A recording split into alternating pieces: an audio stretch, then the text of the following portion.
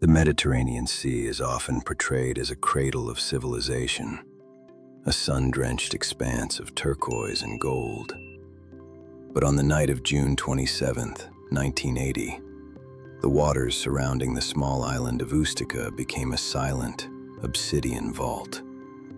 High above the waves, the air was not a sanctuary, but a crowded, invisible battlefield. The atmosphere was thick with the silent pulses of radar and the predatory shadows of supersonic ghosts. At 8:08 p.m., Itavia Flight 870, a DC-9 carrying 81 souls, lifted off from Bologna's Guglielmo Marconi Airport, destined for Palermo. It was a routine Friday night flight, a mundane bridge between the industrial north and the ancient south. The passengers were students, families, and professionals, all suspended in the fragile comfort of a summer evening. They had no way of knowing that their flight path had placed them in the center of a high-stakes, international dogfight that officially never happened. By 9:04 p.m., the flight did not arrive. It simply dissolved into the eternal silence of the Tyrrhenian abyss. Before we navigate the fractured radar tracks and unseal the files on the most covered-up tragedy in aviation history, ensure you have secured your clearance to this archive. Subscribe to Italia Noir and leave a like on this investigation. Your engagement is the only force capable of piercing the wall of silence that has guarded these secrets for over 4 decades. Let us descend into the shadows over Ustica. To understand the disappearance of Flight 870, one must look at the synoptic tables of the Cold War. In 1980, Italy was a frontline state, a geographic pivot point in the Mediterranean, where NATO interests collided daily with the ambitions of Muammar Gaddafi's Libya.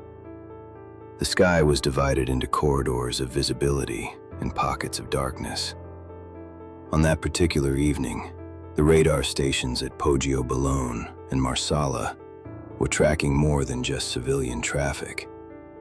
Their screens were a tapestry of anomalies, unidentified blips, moving with the speed and maneuverability of military hardware. These were the radar ghosts, shadows of elite jets that possessed no call signs and respected no civilian borders. The air was pressurized with the tension of a hunt. The flight of the DC-9, piloted by Domenico Gatti and Enzo Fontana, proceeded with a chilling normalcy. The cockpit recordings reveal a professional environment, focused on altitude and weather patterns. They reported their position at Condor, a waypoint over the sea, maintaining their cruise at 25,000 feet.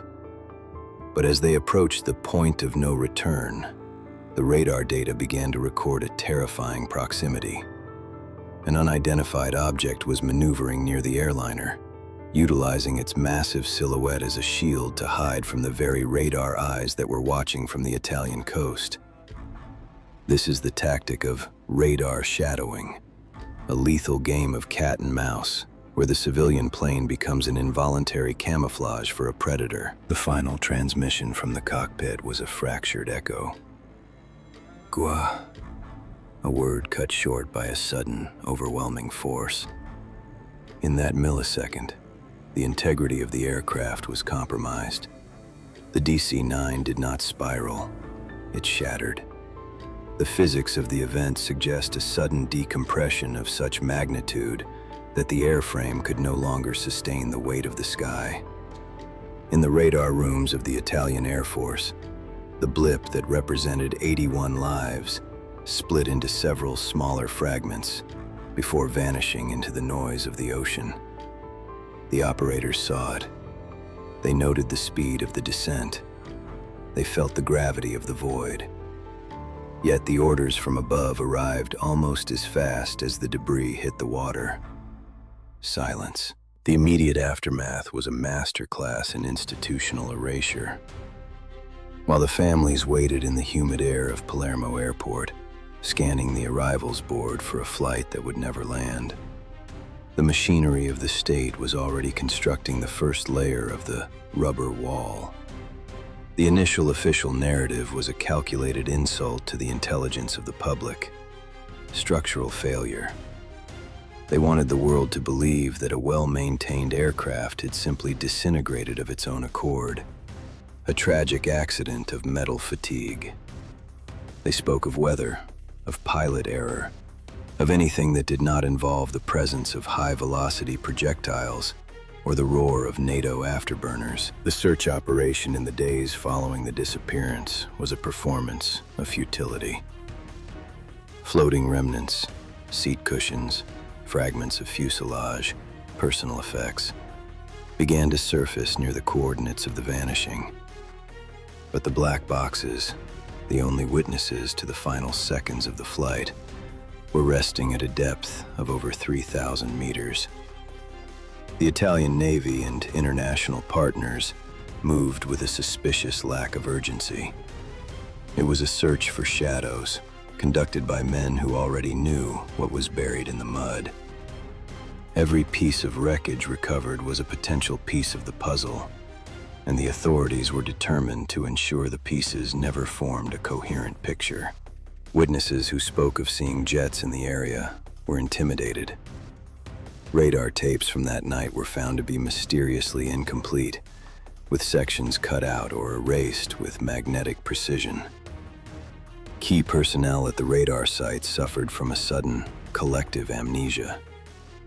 The investigation was being directed not toward the truth, but toward the preservation of a secret that spanned continents. The disappearance of the DC-9 was no longer a tragedy. It had become a reason of state. The noir reality of this first chapter is the realization that 81 people were treated as collateral damage in a war that officially didn't exist. They were victims of a geography that made them convenient and a politics that made them invisible. The poet in the dust warned us that the most dangerous power is the one that can rewrite reality in real time. In the skies over Ustica, reality was being erased with every radar pulse. This segment concludes on the threshold of a new, even more disturbing discovery.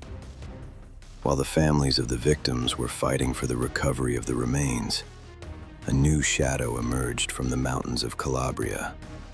A crashed Libyan MiG-23, found in the Sila Massifs weeks after the Ustica tragedy. The link between the airliner in the sea and the fighter jet in the mountains would become the red thread of the next act. The labyrinth was opening, and the deeper we go, the more we realize that the accident was a clinical removal of the truth. The Sunday of silence has moved to the Obsidian sky, and the final report is still being written in the depths of the Tyrrhenian. The Sila Massif in Calabria is a place of ancient, brooding beauty. It is a landscape of dense pine forests and jagged granite, where the air is thin and the silence is absolute. For centuries, these mountains have kept the secrets of bandits and hermits. But on the morning of July 18th, 1980, they became the unwilling hosts to a fragment of a modern nightmare. In a remote valley near the town of Castelsilano, a shepherd noticed a scar on the hillside, a trail of broken trees and scorched earth, leading to a twisted carcass of gray metal. It was the remains of a Libyan MiG-23, a supersonic interceptor designed for the high-velocity combat of the Cold War. To the local authorities, it appeared to be a tragic accident of a pilot who had lost his way. But in the world of Italian noir, there are no accidents, only delayed revelations. The arrival of the MiG in the mountains, 3 weeks after the tragedy of Flight 870, would become the most explosive anomaly in the investigation. A red thread that connected the massacre in the sky to the shadow of Muammar Gaddafi. Before we dissect the impossible timeline of this discovery and unseal the files on the silent witnesses who were removed from the board for knowing too much, ensure you are officially signed into our investigative archive. Subscribe to the channel and leave a like on this report. Your support is the only currency that allows us to bypass the institutional amnesia that guards these secrets. Let us continue the descent. The official narrative regarding the MiG-23 was built on a foundation of shifting sand. The Italian Air Force claimed the aircraft had crashed on July 18th due to a mechanical failure during a long-distance flight from Tripoli to Yugoslavia. But the biology of the scene told a far more disturbing story. When the medical examiners reached the site, they found the silent occupant of the cockpit, the pilot, Ezzedine Kowal, in a state of preservation that defied the July heat of Calabria. The degree of organic change suggested that the pilot had reached his finality much earlier than the official date. Independent experts who risked their reputations to examine the files concluded that the aircraft had not fallen in July, but on the very night of June 27th, the night the DC-9 was extinguished over Ustica. The implication was clear. The MiG-23 was the prey, or perhaps the predator, in the high-stakes dogfight that had occurred in the Obsidian sky. It suggested that a Libyan fighter jet had been attempting to hide in the radar shadow of the civilian airliner, hoping to traverse Italian airspace undetected. In this scenario, the civilian flight was used as a human shield in a clandestine war. The fatal act that shattered the DC-9 was likely intended for the MiG, a projectile meant for a combatant that instead found 81 innocent souls. The mountain in Calabria had yielded the missing piece of the puzzle, and the authorities were desperate to ensure that the public never realized the connection. The rubber wall was not just built of silence. It was built of a systematic elimination of those who knew the frequency of the truth. As the investigation into the MiG-23 and the DC-9 progressed, a chilling pattern of voluntary exits began to emerge among the personnel of the Italian Air Force. These were the silent witnesses, the radar operators, the technicians, and the pilots who were on duty on that night in June. They were the men who had seen the radar ghosts on their screens, the men who had heard the scrambled orders, and the men who understood that the sky was not empty. The most haunting figure in this trail of shadows is Mario Alberto Dettori. Dettori was a radar controller at the Poggio Bologna station on the night of the tragedy. He was a man of precision and integrity, a professional who took the safety of the skies as a sacred duty.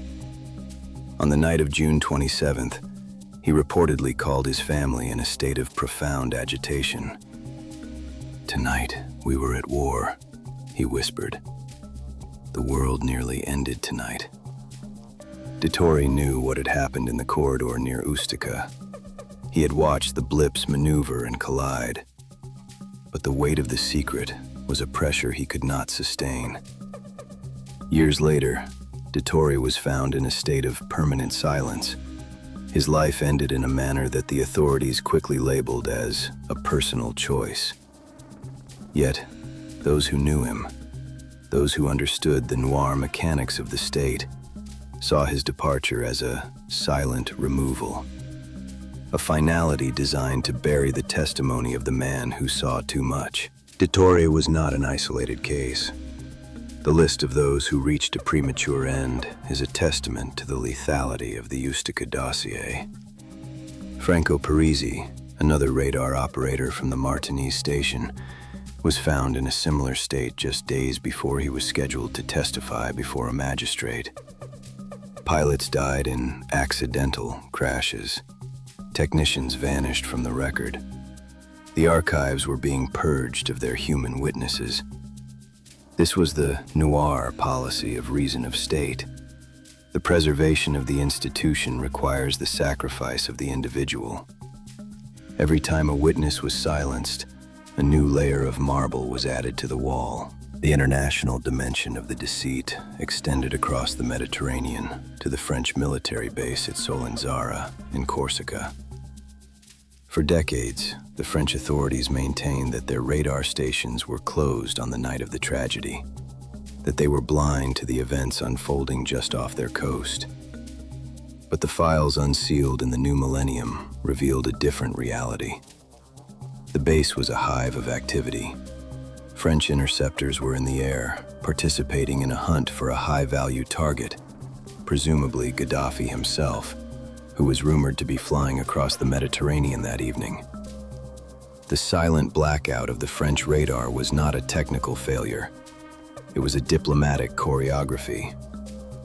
The Obsidian sky over Ustica was a coordinated NATO operation that had spiraled into a disaster, and the subsequent cover-up was a pact of blood among allies. The investigation, led by Judge Rosario Priore in the 1990s, was a masterpiece of forensic perseverance against institutional sabotage. Priore navigated a labyrinth of erased tapes, false testimonies, and missing flight logs. He faced a military hierarchy that treated his inquiry as a form of treason. He documented the sudden accelerations of the cover-up and the investigative amnesia of the generals. His final report, thousands of pages of cold, analytical observation, reached a conclusion that the Republic was not yet ready to hear. The DC-9 was destroyed in an act of aerial combat. It was a victim of a war that remained off the books, a casualty of a geopolitical game played by masters who functioned in the shadows. As we analyze the mountain shadow and the silence of the witnesses, we realize that the Ustica case is the ultimate expression of the Italian noir. It is where the provincial and the global collide, where a shepherd in Calabria finds the key to a massacre in the Tyrrhenian.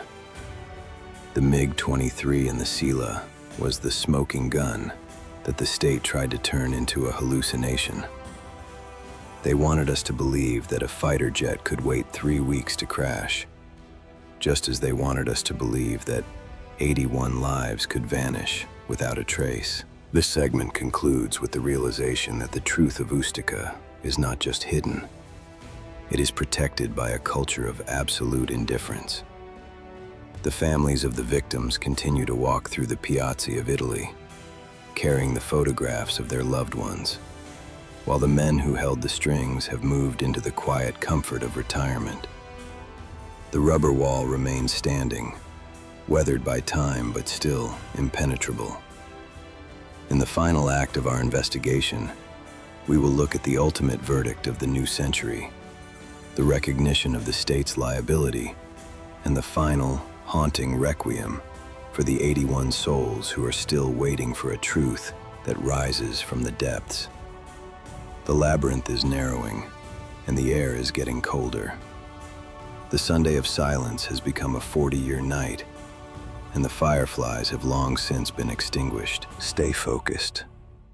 The most disturbing files are yet to be unsealed, and the final report on the Obsidian sky will reveal the true price of the secret in the heart of the Mediterranean. The abyss of the Tyrrhenian Sea is a realm of absolute and eternal darkness, a pressurized vault located 3,500 meters below the sunlit surface of the Mediterranean. For 7 long, agonizing years, this freezing trench served as the unacknowledged tomb for the 81 souls of Itavia Flight 870.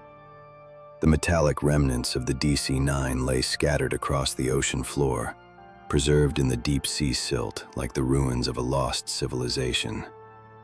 Above them, the political theater of Rome continued its relentless performance of denial. The authorities had hoped that the staggering depth of the sea would act as a permanent barrier against the truth, assuming that the physical weight of millions of tons of water would be enough to crush the demands of the victims' families. They believed that what the ocean claims, the ocean keeps. But they fundamentally underestimated the sheer, undeniable buoyancy of grief and the relentless mechanical persistence of those who refused to accept a convenient lie. The recovery of the aircraft was not merely a salvage operation.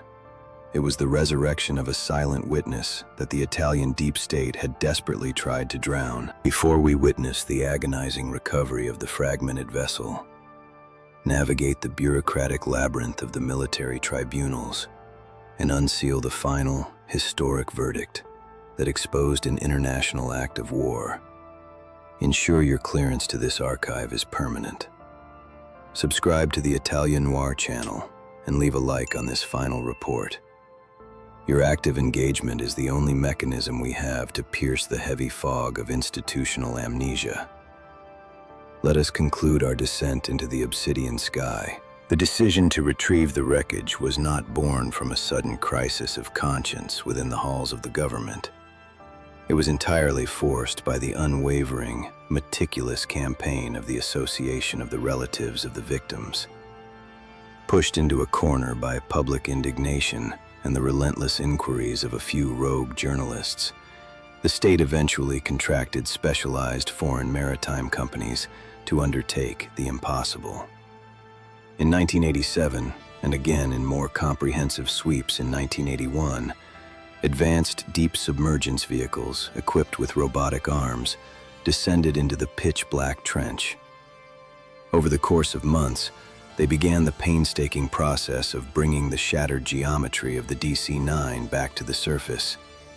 It was a macabre archaeological dig. Piece by piece, the twisted aluminum, the severed wiring, and the personal effects of the passengers were raised from the depths and transported to a massive, sterile military hangar at the Pratica di Mare airbase near Rome. Inside this cavernous facility, a team of international aviation experts and forensic engineers was tasked with reassembling the Phantom aircraft. They constructed a skeletal frame, a three-dimensional grid upon which they carefully attached every recovered fragment of the fuselage. As the silhouette of the DC-9 began to take shape within the hangar, the official narrative of structural failure began to disintegrate before their eyes. The metal told a story of an external, highly kinetic event. The deformation of the panels, the inward curvature of the shrapnel entry points, and the sudden catastrophic lack of oxygen signatures all pointed toward a profound aerodynamic trauma caused by an outside force. The physical evidence strongly suggested the impact of a high-velocity projectile or the devastating shockwave of a near-miss collision with a supersonic interceptor. The aircraft had not fallen apart due to fatigue. It had been forcibly removed from the sky. Yet, as the physical truth became undeniable, the rubber wall of the Italian military apparatus thickened its defenses. The investigation led by the courageous magistrate Rosario Priore became a masterclass in navigating institutional sabotage. Priore found himself operating in a Kafkaesque environment where the very organs of the state designed to provide answers were actively manufacturing confusion. Radar tapes from crucial military installations on the night of the tragedy were discovered to have been altered, with the most critical segments inexplicably erased or suffering from sudden magnetic degradation. Logbooks detailing the flights of interceptor jets from nearby NATO bases were reported missing, allegedly destroyed in routine archival purges. The personnel who had manned the radar screens were afflicted by a sudden collective epidemic of memory loss, offering testimonies filled with contradictions and strategic silences. This systemic obstruction led to a series of legal proceedings that would drag on for decades, transforming the pursuit of justice into an exhausting war of attrition. The focus of the criminal trials shifted from identifying the foreign pilots who fired the fatal projectile, who were protected by an impenetrable shield of international diplomatic immunity, to prosecuting the high-ranking officers within the Italian Air Force who had orchestrated the cover-up. 4 generals were eventually brought to trial, charged with high treason and attempting to subvert the constitutional order by withholding vital information regarding an act of war in Italian airspace. The courtrooms in Rome became arenas of semantic warfare, where the defense lawyers weaponized the complexity of radar data and bureaucratic procedure to create an impenetrable fog of reasonable doubt. The strategy of the defense was not to prove innocence, but to manipulate the clock. In the Italian judicial system, the passage of time is often the most effective defense attorney. After years of appeals, annulments, and procedural delays, the criminal trials reached a bitterly hollow conclusion. The generals were ultimately acquitted, not because the judges believed they had told the truth, but because the specific charges of high treason were deemed either insufficiently proven under the strict parameters of military law, or had simply expired under the statute of limitations. The criminal justice system had effectively surrendered, admitting its inability to pierce the armor of the deep state. The individuals who had built the wall of rubber were allowed to retire with their pensions and their honors intact, leaving the families of the 81 victims standing in the cold shadow of a denied justice. However, the narrative of the Italian noir is rarely confined to the sterile conclusions of a criminal court. While the generals walked free, the civil judiciary of the Republic was preparing to deliver a different kind of verdict, one that would officially rewrite the history of the Cold War in the Mediterranean. Recognizing that the criminal route was permanently blocked, the families of the victims pursued civil action against the Italian ministries of defense and transport, accusing them of failing to guarantee the safety of the civilian flight path and, crucially, of actively participating in the subsequent obfuscation of the facts. This legal maneuver bypassed the need to convict individual officers and instead placed the entire apparatus of the state on trial. In a series of landmark rulings that culminated between 2013 and 2018, the Supreme Court of Cassation, the highest judicial authority in Italy, delivered a devastating blow to the decades of official denial. The civil judges scrutinized the mountains of circumstantial evidence, the altered radar tapes, the expert forensic analyses of the reassembled fuselage, and the geopolitical context of that fateful summer night. Their final binding judgment was unequivocal. The Supreme Court established as an established juridical fact that Itavia Flight 870 was brought down by a missile or a near collision during an undeclared clandestine military engagement. The court ruled that the airspace over Ustica was the scene of an act of war, and that the Italian ministries were fundamentally liable for the loss of life because they had failed to protect the civilian aircraft and had subsequently engaged in a massive, coordinated effort to hide the truth from the public. This verdict was an unprecedented admission of sovereign liability. The state was ordered to pay hundreds of millions of euros in compensation to the families of the victims. But the financial restitution was entirely secondary to the historical victory. The Supreme Court had legally validated what the rogue investigators, the grieving families, and the critical journalists had been shouting into the void for 30 years. The tragedy of Ustica was not an accident. It was a military interception gone wrong. The highest legal authority in the land had officially branded the original narrative of structural failure as a lie manufactured by the state. Yet, the resolution of the civil courts leaves us with a chilling, inherently noir paradox. The Italian state has legally admitted that its own citizens were sacrificed in an act of international warfare, and it has paid compensation for its role in the cover-up. But the perpetrators of the act, the specific nation, the commanders who gave the order, and the pilot who launched the projectile, remain officially unnamed and unpunished. The identity of the radar ghosts is still protected by an international pact of omerta that transcends the authority of the Italian judiciary. The geopolitical implications of the Ustica dossier point directly toward a coordinated operation involving NATO allies, most notably France and the United States, operating in the tense environment of the Libyan conflict. Recent murmurs from high-level institutional figures have only thickened the atmosphere of betrayal. In recent years, former Italian Prime Minister Giuliano Amato publicly broke the unwritten code of silence, openly suggesting that the DC-9 was brought down by a French missile intended for a Libyan military jet that was hiding in the civilian plane's radar shadow. He appealed directly to the French presidency to finally release their classified military records from that night. But the response from across the Alps has remained the same: a polite, diplomatic refusal to engage with the ghosts of 1980. The alliance of Western powers continues to prioritize the stability of their geopolitical secrets over the transparency owed to the families of the fallen. To truly grasp the emotional gravity of this entire ordeal, one must step away from the courtrooms and the radar data and enter a space where the trauma has been physically materialized. Today, the reassembled remains of the DC-9 no longer sit in a military hangar. They have been transported to Bologna, the city from which the flight originated, and placed inside the Museum for the Memory of Ustica. It is a space designed by the visionary contemporary artist Christian Boltanski.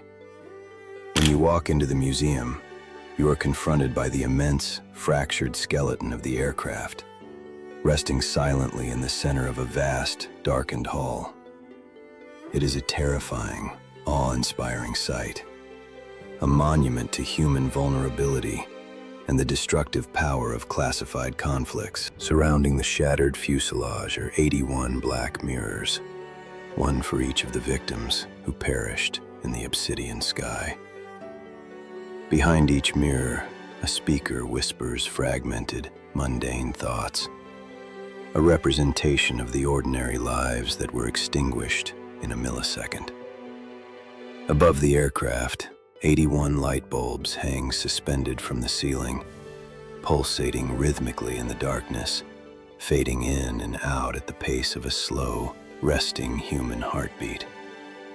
It is an environment that forces the visitor to internalize the weight of the silence.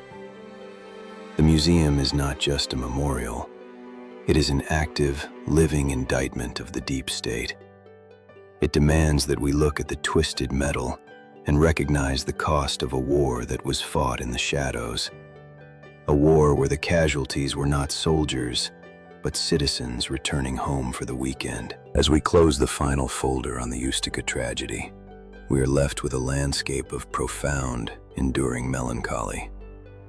The investigation into Flight 870 reveals the absolute limits of democratic justice when confronted by the mechanics of international intelligence. We have traced the red thread from the sudden decompression over the Tyrrhenian Sea to the mysterious arrival of a Libyan fighter jet in the Calabrian mountains, through the labyrinth of erased radar tapes and the silent removal of key witnesses.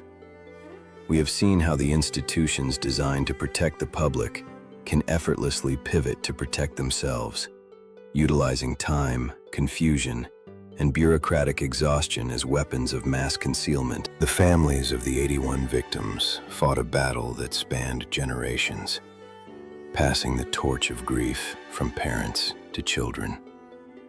They succeeded in breaking the rubber wall and securing a legal admission of the truth, proving that persistence can occasionally force the system to acknowledge its own darkness.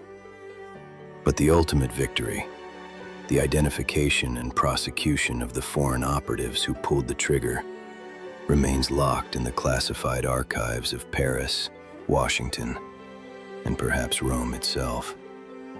The puppet masters who orchestrated the silence were allowed to fade into the twilight of history, shielded by the geopolitical necessity of the Cold War. The Italian noir is defined by the understanding that the most profound mysteries are not those where the evidence is missing, but those where the evidence is systematically ignored.